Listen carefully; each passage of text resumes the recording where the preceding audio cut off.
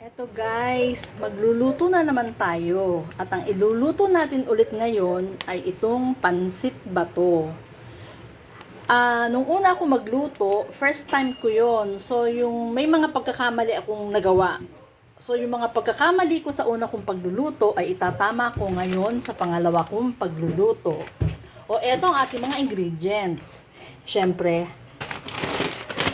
1 pack of pansit bato.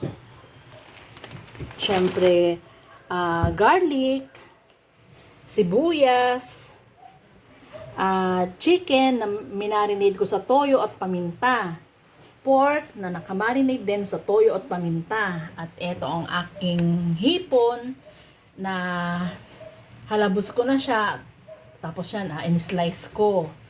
Tapos, carrots, strips, chicharo, at repolyo.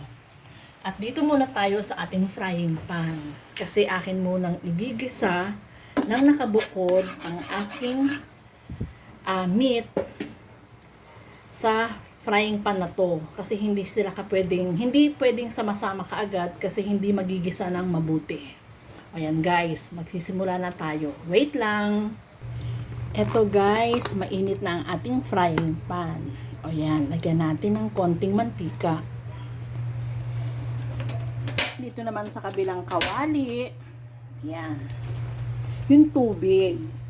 Kasi, pakukuluan ko na ang pansit bato separately para hindi ma-overcook ang aking gulay. Ganon ang gagawin ko guys. Tapos, eto na, mainit na ang aking kawali. So, ilalagay ko na ang pork.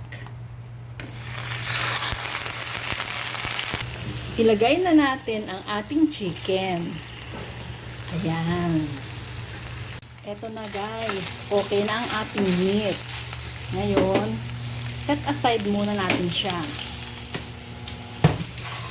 At lagay naman natin itong ang kawali natin, ang paggigisahan naman natin ng gulay.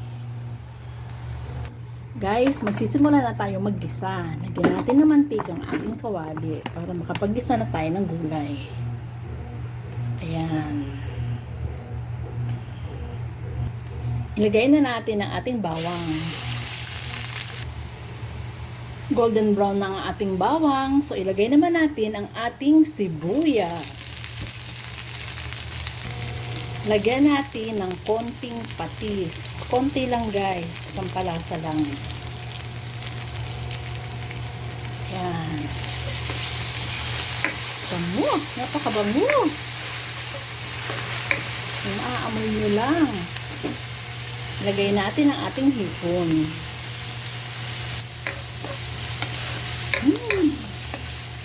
Ang bango-bango.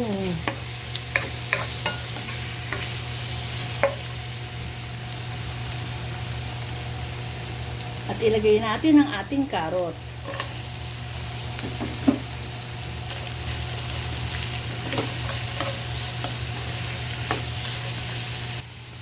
Ilagay naman natin ang ating repolyo.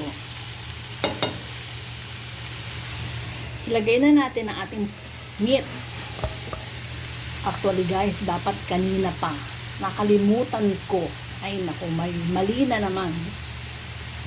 At eto guys, kumukulo na ang ating tubig. So, ilalagay ko na ang ating pansit.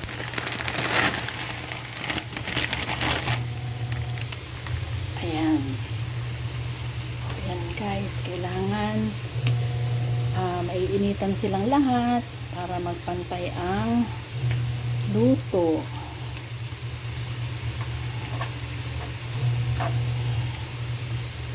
Ayan.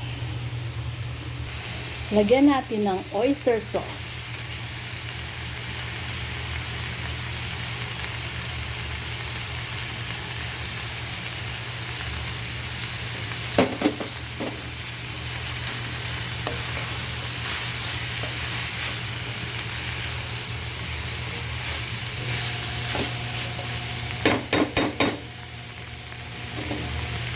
Isa pa guys.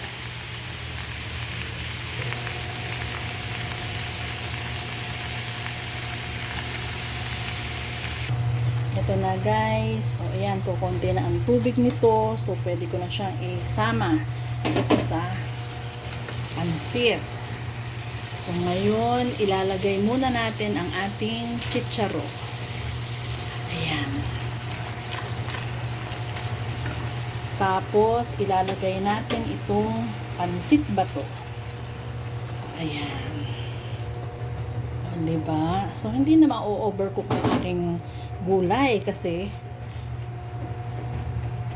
malapit nang maluto ang pansit bato. May konti pa rin siyang tubig. Oh, wait lang, hahaluin ko lang guys ha. Mahirap maghalo pag iisang kamay. Oh, eto na guys. Nahalo ko na siya.